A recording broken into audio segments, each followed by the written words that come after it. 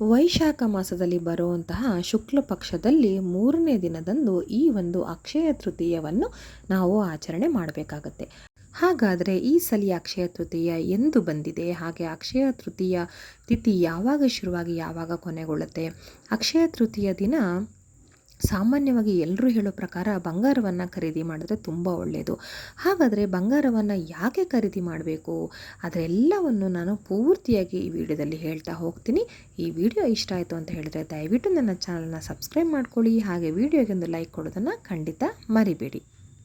ಈಗ ಮೊದಲನೇದಾಗಿ ಅಕ್ಷಯ ತೃತೀಯ ಈ ವರ್ಷದಲ್ಲಿ ಯಾವಾಗ ಬಂದಿದೆ ಅಂತ ತಿಳ್ಕೊಳ್ಳೋದಾದರೆ ಏಪ್ರಿಲ್ 30ನೇ ತಾರೀಕು ಬುಧವಾರದ ದಿನ ಬಂದಿದೆ. ಹಾಗಾದರೆ ಈ ಒಂದು ಅಕ್ಷಯ ತೃತೀಯ ತಿಥಿ ಯಾವಾಗ ಶುರುವಾಗಿ ಯಾವಾಗ ಕೊನೆಗೊಳ್ಳುತ್ತೆ ಅಂತ ನೋಡೋದಾದರೆ ಏಪ್ರಿಲ್ 29ನೇ ತಾರೀಕು ಮಂಗಳವಾರದ ಸಂಜೆ 5:51 ಈ ಒಂದು ತೃತೀಯ ತಿಥಿ ಶುರುವಾಗುತ್ತೆ. ಹಾಗೆ ಕೊನೆಗೊಳ್ಳುವಂಥದ್ದು ಏಪ್ರಿಲ್ 30ನೇ ತಾರೀಕು ಮಧ್ಯಾಹ್ನ 2:21 ಸೂರ್ಯೋದಯದ ತಿಥಿಯ ಪ್ರಕಾರ ಏಪ್ರಿಲ್ 30ನೇ ತಾರೀಕಿನ ದಿನ ನಮಗೆ ಸೂರ್ಯೋದಯದ ಸಮಯದಲ್ಲಿ ಈ ಒಂದು ತೃತೀಯ ತಿಥಿ ನಮಗೆ ಸಿಗೋದ್ರಿಂದ ನಾವು ಈ ಒಂದು ಅಕ್ಷಯ ತೃತೀಯ ಪೂಜೆ ಅಥವಾ ಆಚರಣೆಯನ್ನು ಏಪ್ರಿಲ್ 30ನೇ ತಾರೀಕು ಬುಧವಾರದ ದಿನದಂದು ಆಚರಿಸಬೇಕಾಗುತ್ತೆ.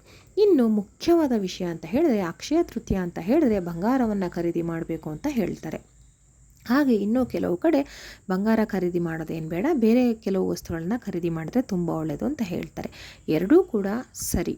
ಹೇಗೆ ಅಂತ ಹೇಳ್ತೀರಾ? ಮೊದಲನೇದಾಗಿ ನೀವು ಬಂಗಾರವನ್ನು ಯಾಕೆ ಖರೀದಿ ಮಾಡಬೇಕು ಅಕ್ಷಯ ತೃತೀಯ ದಿನ ಅಂತ ಹೇಳಲಾಗುತ್ತೆ. ಇದು ಹಿಂದಿನಿಂದ ಬಂದಿದೆ. ಅಂದರೆ ನಮ್ಮ ಋಷಿ ಮುನಿಗಳಾಗಿರ್ಬೋದು, ದೈವ ದೇವರುಗಳು ಆಗಿರ್ಬೋದು, ಎಲ್ಲರಿಂದ ಕೂಡ ಈ ಒಂದು ವಿಷಯ ಬಂದಿರುವಂಥದ್ದು.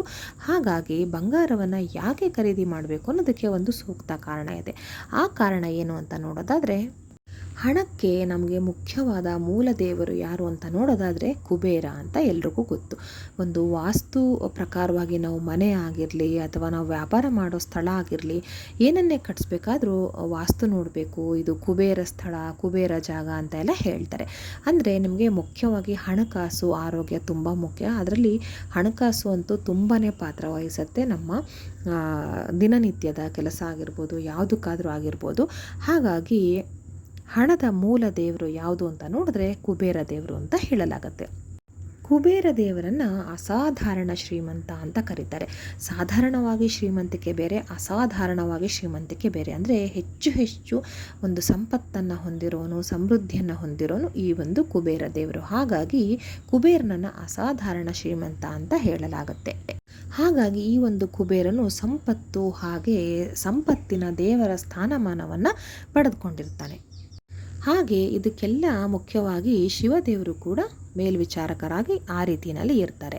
ಹಾಗೆ ಅಕ್ಷಯ ತೃತೀಯದ ದಿನ ಈ ಒಂದು ಶಿವದೇವರು ಕುಬೇರ ದೇವರನ್ನು ದೇವತೆಗಳ ಖಜಾಂಚಿಯಾಗಿ ನಿರ್ಮಾಣ ಮಾಡ್ತಾರೆ. ಈ ಒಂದು ಸಂಪತ್ತು ಹಾಗೆ ಸಂಪತ್ತಿನ ದೇವರ ಸ್ಥಾನಮಾನ ಹೊಂದಿದಂತಹ ಕುಬೇರ ದೇವರಿಗೆ ಅಂದಿನ ದಿನ ನೀವು ಏನನ್ನು ಪಡ್ಕೊಳ್ತೀರಾ, ಹಾಗೆ ಏನನ್ನು ನೀಡ್ತೀರಾ ಅದೆಲ್ಲವೂ ಕೂಡ ದುಪ್ಪಟ್ಟಾಗ್ತಾ ಹೋಗುತ್ತೆ. ಏನನ್ನು ತಗೊಳ್ತೀರಾ ಅದರಿಂದ ನಿಮಗೆ ಯಶಸ್ಸು ಸಿಗ್ತಾ ಹೋಗುತ್ತೆ, ಅಭಿವೃದ್ಧಿಯನ್ನು ಹೊಂದ್ತಾ ಬರ್ತೀರಾ, ಕುಟುಂಬದಲ್ಲಿ ಏಳಿಗೆಯನ್ನು ಕಾಣ್ತಾ ಹೋಗ್ತೀರಾ. ಹಾಗೆ ನೀವು ಕೆಲವು ವಸ್ತುಗಳನ್ನು ದಾನ ಮಾಡೋದ್ರಿಂದ ಅದು ಕೊಡೋರ್ಗೂ ಕೊಟ್ಟೋರ್ಗೂ ಇಬ್ಬರಿಗೂ ಕೂಡ ಯಶಸ್ಸನ್ನು ತಂದು ಕೊಡುತ್ತೆ ಅಂತ ಹೇಳಲಾಗುತ್ತೆ. ಹಾಗಾಗಿ ಈ ಒಂದು ಸಂಪತ್ತು ಹಾಗೆ ಸಂಪತ್ತಿನ ದೇವರಾದ ಕುಬೇರ ದೇವರ ಆರಾಧನೆಯ ದಿನ ಆಗಿರುತ್ತೆ ಇದು. ಹಾಗೆ ವಿಷ್ಣು ದೇವರ ಆರಾಧನೆ ಆಗಿರುತ್ತೆ. ಹಾಗಾಗಿ ನಾವು ಅಕ್ಷಯ ತೃತೀಯ ದಿನ ಬಂಗಾರವನ್ನು ಕೊಂಡರೆ ಬಹಳನೇ ಶ್ರೇಷ್ಠ ಅಂತ ಹೇಳಲಾಗುತ್ತೆ. ಶಿವದೇವರು ಅಂತ ಹೇಳಿದ್ರೆ ಬಹಳ ಶಕ್ತಿಯುತವಾದ ದೇವರು ಅಂತ ಎಲ್ರಿಗೂ ಕೂಡ ಗೊತ್ತಿರುತ್ತೆ. ಎಂಥ ಒಂದು ದುಸ್ವಪ್ನ ಬೀಳೋದು ಕೂಡ ಶಿವನನ್ನು ನೆನೆದೆ ಅಂತ ಹೇಳಿದ್ರೆ ಅದು ಓಡಿ ಹೋಗುತ್ತೆ.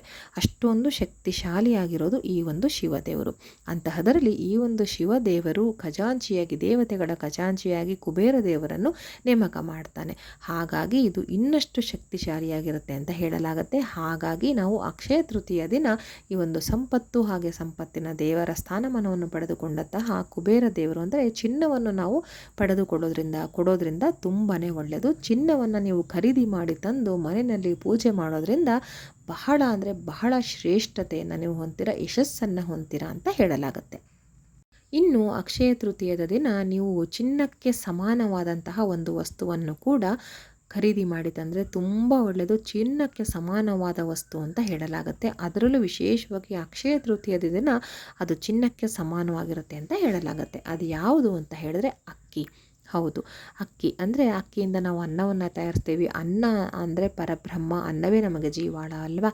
ಹಾಗೆ ಈ ಒಂದು ಅಕ್ಷಯ ತೃತೀಯದ ದಿನ ತಾಯಿ ಅನ್ನಪೂರ್ಣೇಶ್ವರಿ ತಾಯಿ ಕೂಡ ಜನನವನ್ನು ಹೊಂದಿರ್ತಾರೆ. ಹಾಗಾಗಿ ಈ ಒಂದು ಅಕ್ಷಯ ತೃತೀಯದ ದಿನ ನೀವು ಚಿನ್ನವನ್ನು ತೆಗೆದುಕೊಂಡಷ್ಟೇ ಸಮಾನವಾಗಿರುತ್ತೆ ಅಕ್ಕಿಯನ್ನು ನೀವು ಖರೀದಿಸಿ ಮನೆಗೆ ತರುವಂಥದ್ದು. ಹಾಗೆ ಅಕ್ಕಿಯ ಜೊತೆಗೆ ಬೇಳೆಕಾಳುಗಳಾಗಿರ್ಬೋದು, ಉಪ್ಪು, ಬೆಲ್ಲ, ಸಕ್ಕರೆ, ಹುಣಸೆಹಣ್ಣು ಈ ರೀತಿ ಪದಾರ್ಥಗಳನ್ನು ನಿಮ್ಮ ಮನೆಗೆ ತರೋದ್ರಿಂದ ಬಹಳ ಶುಭ ಲಾಭವನ್ನು ನೀಡುತ್ತೆ ಈ ಒಂದು ಅಕ್ಷಯ ತೃತೀಯ ಅಂತ ಹೇಳಲಾಗುತ್ತೆ. ಎಲ್ಲವೂ ಕೂಡ ಹೆಚ್ಚಾಗ್ತಾ ಹೋಗುತ್ತೆ, ಏಳಿಗೆ ಆಗ್ತಾ ಹೋಗುತ್ತೆ, ಸಮೃದ್ಧಿಯನ್ನು ಹೊಂದ್ತಾ ಹೋಗುತ್ತೆ. ಹಾಗೆ ಇನ್ನೂ ಒಂದು ಕೆಲವು ಕೆಲಸಗಳನ್ನು ನೀವೊಂದು ಅಕ್ಷಯ ತೃತೀಯ ದಿನ ಮಾಡೋದ್ರಿಂದ ಎಲ್ಲದರಲ್ಲೂ ಉದ್ಧಾರ ಅಂತೂ ಆಗೋದು ಖಂಡಿತ. ಅದು ಯಾವ ರೀತಿ ಅಂತ ಹೇಳಿದ್ರೆ, ನೀವು ಹೊಸದಾಗಿ ವ್ಯವಹಾರ ಶುರು ಮಾಡೋದಿದ್ರೆ ಇಂದಿನ ದಿನ ಶುರು ಮಾಡ್ಬೋದು. ಅಂದರೆ ಅಕ್ಷಯ ತೃತೀಯದ ದಿನ ಶುರು ಮಾಡಿದ್ರೆ ತುಂಬ ಒಳ್ಳೆಯದು. ಅದರಲ್ಲಿ ಫೇಲ್ಯೂರ್ ಅನ್ನೋದೇ ಆಗಲ್ಲ, ಖಂಡಿತ ಯಶಸ್ಸನ್ನು ಗಳಿಸ್ತೀರಾ. ಹಾಗೆ ಯಾವುದೇ ರೀತಿ ಒಂದು ವಿದ್ಯಾಭ್ಯಾಸ ಆಗಿರ್ಬೋದು, ಒಂದು ಕಲಿಕೆ ಆಗಿರ್ಬೋದು, ಅಥವಾ ನೀವು ಹೊಸದಾಗಿ ಒಂದು ಹೆಣ್ಮಕ್ಳಿಗೆ ಕಿವಿ ಚುಚ್ಚಿಸೋದಿರ್ಬೋದು, ಮೂಗು ಚುಚ್ಚಿಸೋದಿರ್ಬೋದು, ಈ ರೀತಿ ಕೆಲಸಗಳು, ಒಂದು ನೀವು ಮನೆಗೆ ಪಾಯವನ್ನು ಹಾಕಿಸುವಂಥದ್ದು, ಗುದ್ಲಿ ಪೂಜೆಯನ್ನು ಮಾಡುವಂಥದ್ದು, ಹೊಸ ವಾಹನವನ್ನು ಖರೀದಿ ಮಾಡುವಂಥದ್ದು, ಅಂದರೆ ಹೊಸದಾಗಿ ನೀವು ಯಾವ ಒಂದು ಕೆಲಸವನ್ನು ಮಾಡಬೇಕು ಅಂದ್ಕೊಂಡಿರ್ತೀರಲ್ವ, ಅದನ್ನು ಅಕ್ಷಯ ತೃತೀಯ ದಿನ ಮಾಡೋದ್ರಿಂದ ತುಂಬಾ ಒಳ್ಳೆಯದು. ವರ್ಷದಲ್ಲಿ 2 ದಿನಗಳು ಬರುತ್ತೆ. ಆ 2 ದಿನಗಳು ಮಾತ್ರ ನೀವು ಯಾವುದಕ್ಕೂ ಒಳ್ಳೆಯ ಘಳಿಗೆ ಯಾವುದು ಅಂದಿನ ದಿನ ಅಂತ ನೋಡೋ ಅವಶ್ಯಕತೆ ಇಲ್ಲ. ಒಳ್ಳೆಯ ಮುಹೂರ್ತವನ್ನು ಕೂಡ ನೋಡೋ ಅವಶ್ಯಕತೆ ಇರಲ್ಲ. ಅದು ವರ್ಷದಲ್ಲಿ 2 ದಿನ. ಅದು ಒಂದು ರಥಸಪ್ತಮಿ, ಹಾಗೆ ಇನ್ನೊಂದು ಅಕ್ಷಯ ತೃತೀಯ. ಈಗ ರಥಸಪ್ತಮಿ ಹೇಗೂ ಆಗಿ ಹೋಗಿದೆ. ಇನ್ನು ಮುಂಬರುವ ದಿನಗಳಲ್ಲಿ ಬರುವಂತಹ ಅಕ್ಷಯ ತೃತೀಯ ದಿನ ಅಂದರೆ ಏಪ್ರಿಲ್ 30ನೇ ತಾರೀಕು ನೀವು ಯಾವುದೇ ಒಂದು ಒಳ್ಳೆಯ ಕೆಲಸ ಕಾರ್ಯಗಳಿಗೆ ನೀವು ಮುಹೂರ್ತವನ್ನು ನೋಡೋ ಅವಶ್ಯಕತೆ ಖಂಡಿತ ಇರೋದಿಲ್ಲ. ನೀವು ಹಾಗೆ ಪೂರ್ತಿ ದಿನ ನಿಮಗೆ ತೃತೀಯ ಇರುತ್ತೆ. ಅಕ್ಷಯ ಎಲ್ಲವೂ ಒಳ್ಳೆಯದಾಗುತ್ತೆ, ದುಪ್ಪಟ್ಟಾಗ್ತಾ ಹೋಗುತ್ತೆ. ಹಾಗೆ ಕೊಂಡುಕೊಳ್ಳುವ ವಸ್ತುಗಳಿಂದ ನಿಮ್ಮ ಮನೆಗೂ ಕೂಡ ಒಳ್ಳೆಯದಾಗುತ್ತೆ, ಅದನ್ನು ಧರಿಸೋರ್ಗೂ ಕೂಡ ಒಳ್ಳೆಯದಾಗುತ್ತೆ.